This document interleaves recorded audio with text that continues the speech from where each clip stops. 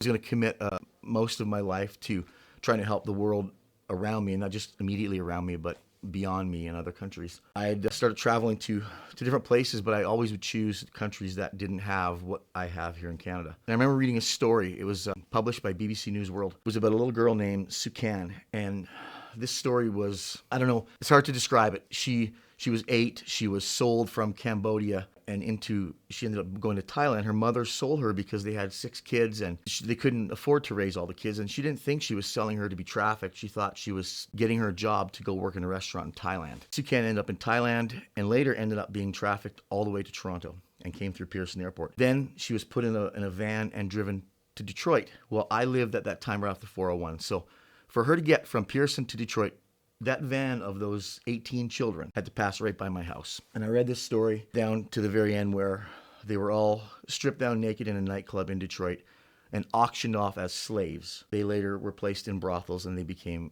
8-year-old prostitutes. To hear that story and realize that this happened right in front of my front yard of my house, I made a decision.